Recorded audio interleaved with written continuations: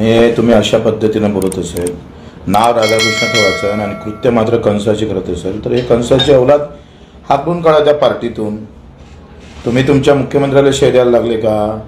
फडणवीस साहेब एका इकडे कर्जमाफीची घोषणा करतं, तारीख देतं, आणि हे वाचाडवीर मंत्री महोदय सांगतं का कर्जमाफी किती डाव द्यायची, काय करायचं, किती डाव लुटायचं तुम्ही, त्याचं ठरलं नाही पाहिजे.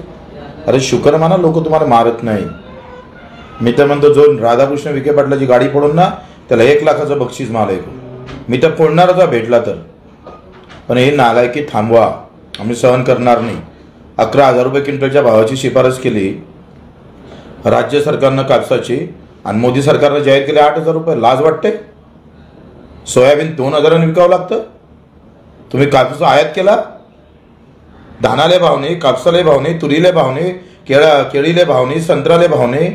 संत्रा पहा काय असतं, काय हाल आहे तर. आणि रोज संत्र्याचे बगीचे तुटते.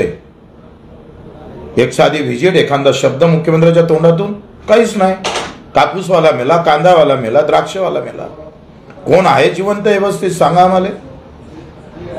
तुम्हीच इकडे नालायकी करायचे ना, तुम्हीच खिपलं काढायचे. आम्ही सहन करणार नाही. आम्ही तर म्हणतो शेतकऱ्यांना सहन केला नाही पाहिजे. सडेतोड उत्तर द्या. काय म्हणून गुन्हे दाखल होऊन ते पाहून घेऊ.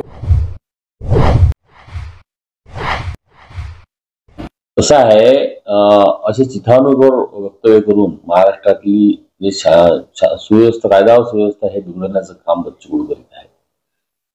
आणि जेवढं वय बच्चू कडूंचं आहे तेवढा अनुभव राधाकृष्ण विखे पाटलांचा राजकारणात आहे, आणि त्यांच्या वडिलांचा आहे, त्यांचा आहे. आणि त्यांनी अनेक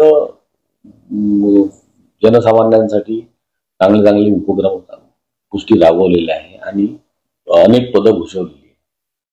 त्यांची गाडी एक फोडणाऱ्याला 1 लाख रुपयाचं बक्षीस द्यायचं असं म्हणणे, आणि त्याच्यानंतर एक आठवड्याभरापूर्वी आमदारांच्या माना कापणे, आमदारांच्या घरासमोर लघुशंका करणे, अशा प्रकारचे चिथावणीवर वक्तव्य करून महाराष्ट्रातील कायदा व सुव्यवस्था बिघडवण्याचं काम करत आहे. मी हे आवाहन करतो की गेल्या 20 वर्षात आपण शेतकऱ्यांच्या आपल्या मतदारसंघात काय केलं. मी वारंवार प्रश्न केलेले आहे की काय केलं, याचं उत्तर साधं आहे.